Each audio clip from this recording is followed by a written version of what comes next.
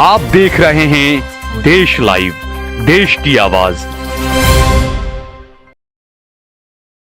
अस्सलाम वालेकुम, आदाब, नमस्कार, सत श्री अकाल। देश लाइव में आपका स्वागत है। मैं हूं सहाल कुरैशी। दोस्तों, मस्जिद अल अक्सा पर एक साथ 2000 से ज्यादा यहूदी ने धावा बोल दिया, यहूदियों ने।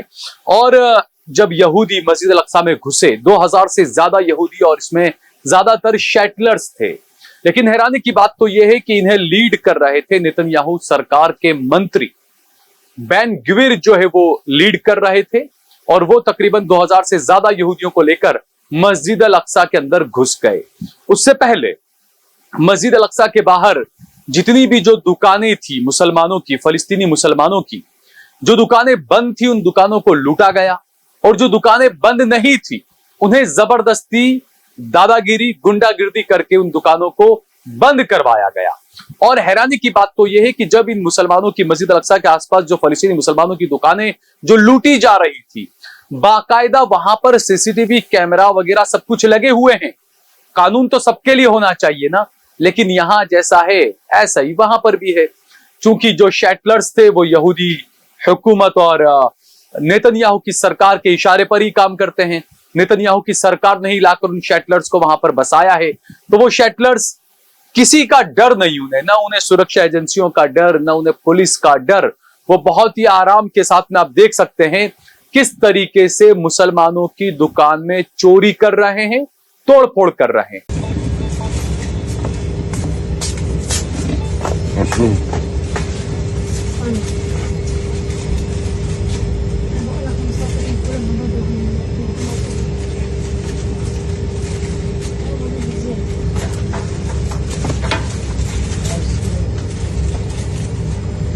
الكلب منه.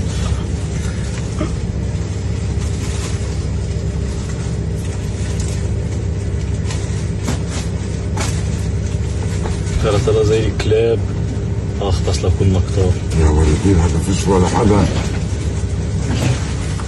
لما كلب خلقت الشرطة.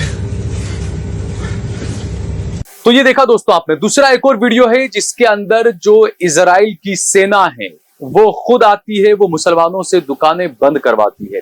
और बाकायदा उनके हाथ में शायद कुछ लिस्ट है या कुछ है, वो उसमें देखते हैं। बाहर जो ठेले वाले थे उनको पूछते हैं, तो वो ठेले वाले इशारा करते हैं दुकान की तरफ, फिर वो आगे बढ़ते और उन दुकान को बंद करवाते हैं।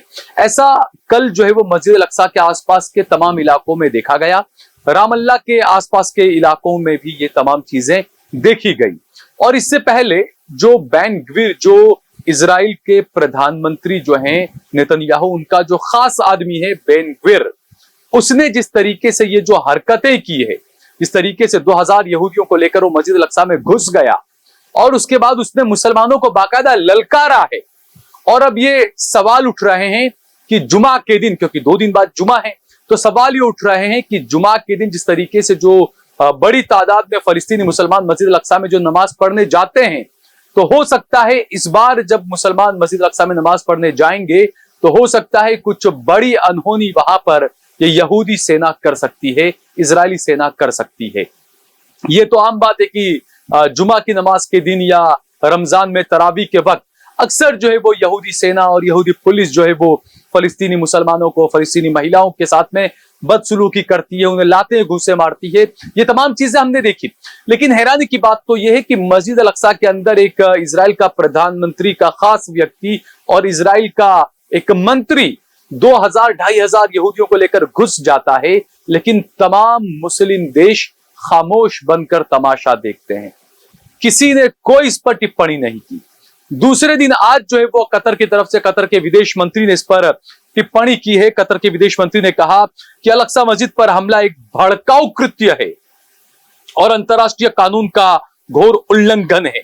हम अंतर्राष्ट्रीय समुदाय से अलग अल अक्सा मस्जिद पर हमलों को रोकने के लिए तत्काल कार्रवाई करने का आग्रह करते हैं। यानी कतर के विदेश मंत्री ने कहा है कि दुनिया भर के देशों को आगे आना चाहिए। ये मानवाधिकार का भी उल्लंघन है, यह अंतर्राष्ट्रीय कानून का भी उल्लंघन है और तमाम देशों को आगे आना चाहिए और इस पर आवाज उठानी चाहिए। उन्होंने कहा कि हम 2 इजरायली मंत्रियों, नेसेट सदस्यों और सैकड़ों बसने वालों द्वारा अल अक्सा के प्रांगणों पर हमला करने की कड़ी निंदा करते हैं। हम गाजा में युद्ध विराम समझौते तक पहुंचने के चल रहे प्रयासों पर इन उल्लंघनों के संभावित नकारात्मक प्रभाव की चेतावनी देते हैं विदेश मंत्रालय कतर। तो कतर के विदेश मंत्री की तरफ से, मंत्रालय की तरफ से यह बयान आया और कहा कि जो कुछ हो रहा है वो गलत हो रहा है। आप सोचिए कि मस्जिद अल अक्सा और इतने सारे मुस्लिम देश, 200-250 करोड़ मुस्लिम क्या कर रहे हैं? सब खामोश बैठे, किसी को कुछ बोलने तक का वो नहीं होता है। और जो अरब देश है, जो पूरी दुनिया के मुसलमानों के अलमबरदार बनते हैं, वो तो बिल्कुल खामोश है। उनको सांप सूंघा हुआ है कि इतने सारे यहूदी अंदर जाते हैं, तोड़फोड़ करते हैं, बेहुरमती करते हैं, नारेबाजी करते हैं और मस्जिद अक्सा में खड़े रहकर फलस्तीन के मुसलमानों को, दुनिया भर के मुसलमानों को ललकारते हैं। लेकिन उसके बावजूद दुनिया भर के देश जो है वो इस मुद्दे पर खामोश थे। सिर्फ कतर की तरफ से यह बयान आया है।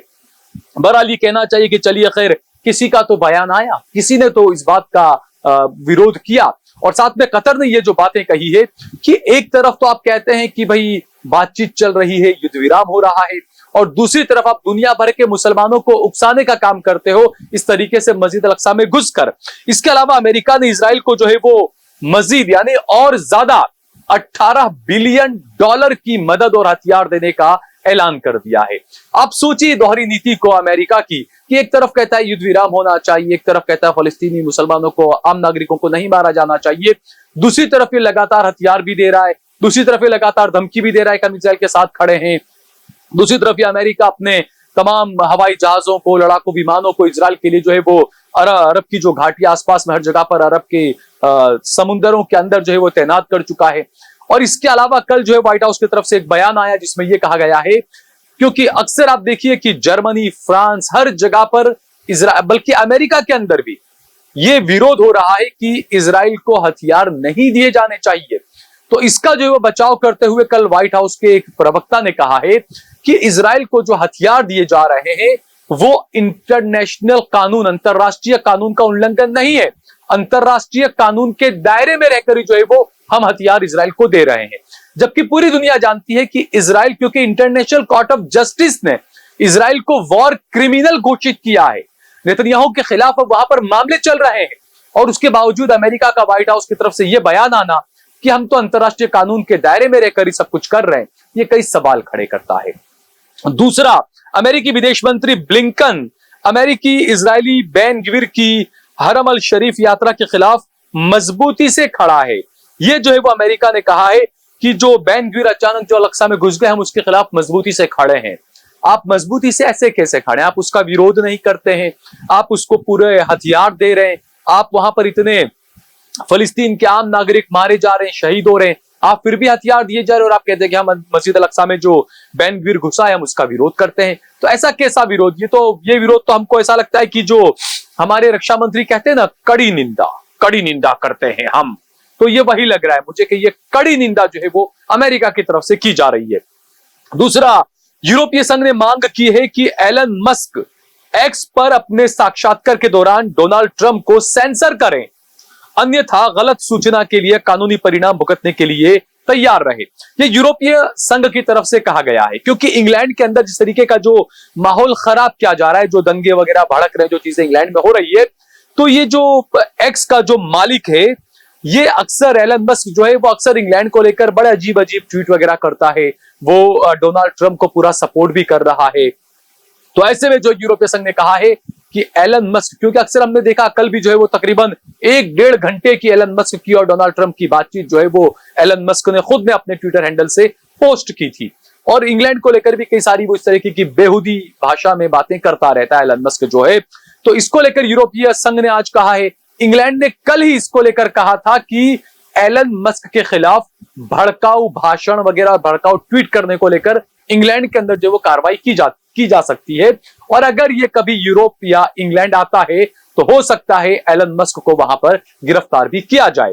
तो ये कई सारी चीजें थी। इसके अलावा जो है वो संयुक्त राज्य अमेरिका यानी कि USA, France, United kingdom, Germany और इटली ने एक संयुक्त बयान जारी करके ईरान से कहा है कि आप पीछे हट जाइए, आप हमला मत करिए।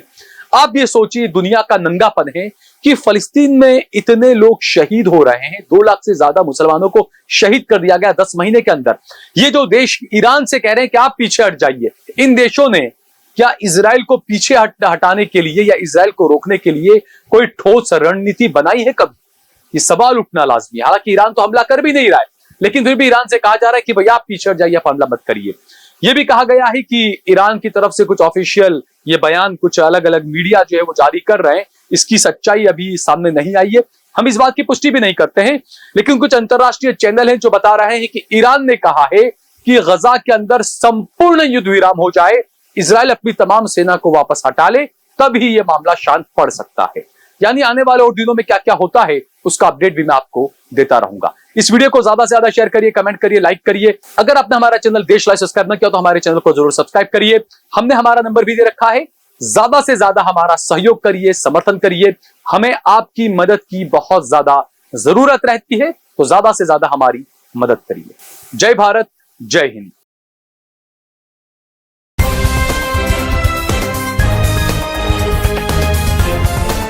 देश और दुनिया की तमाम छोटी और बड़ी खबरों के लिए हमारे चैनल को सब्सक्राइब करना न भूलें और बेल का बटन जरूर दबाएं।